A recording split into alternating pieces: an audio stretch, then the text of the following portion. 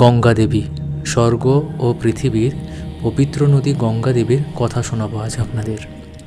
প্রাচীনকালে ইক্ষ্বাকু বংশের রাজা সগর এক মহাযজ্ঞ করেছিলেন, কিন্তু যজ্ঞের ঘোড়া হারিয়ে যায়। খোঁজ করতে গিয়ে রাজা সগরের 60,000 পুত্র পৌঁছে যান মহর্ষি কপিলের আশ্রমে। ভুল বোঝাবুঝিতে তারা কপিল মুনিকে অপমান করেন। এর ফলে কপিল মুনির অভিশাপে সগরের সব পুত্র ভস্মীভূত হয়ে যায়। তাদের আত্মা মোক্ষের আশায় পৃথিবীতে ঘুরতে থাকে। অনেক প্রজন্ম পরে রাজা ভগীরথ নিজের পূর্বপুরুষদের মুক্তির জন্য দীর্ঘ ও কঠোর তপস্যা শুরু করেন। তার তপস্যায় প্রসন্ন হয়ে স্বর্গের পবিত্র নদী গঙ্গা পৃথিবীতে নামতে সম্মত হন। কিন্তু দেবতারা বলেন, গঙ্গা যদি সরাসরি স্বর্গ থেকে পৃথিবীতে নেমে আসে তাহলে পৃথিবী ধ্বংস হয়ে যাবে।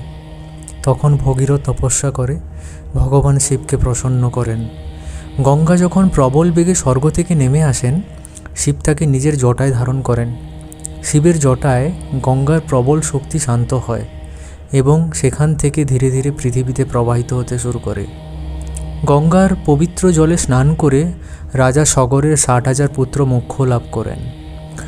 এই কারণেই গঙ্গাকে বলা হয় পাপনাশিনী, মুক্তিদায়িনী এবং মা গঙ্গা।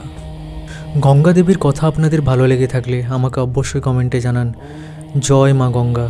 আর আমার এই ছোট্ট পেজটাকে আপনারা সাবস্ক্রাইব করে আমার পাশে থাকুন। আর মা আপনাদের সবাইকে ভালো রাখুন। জয় মা।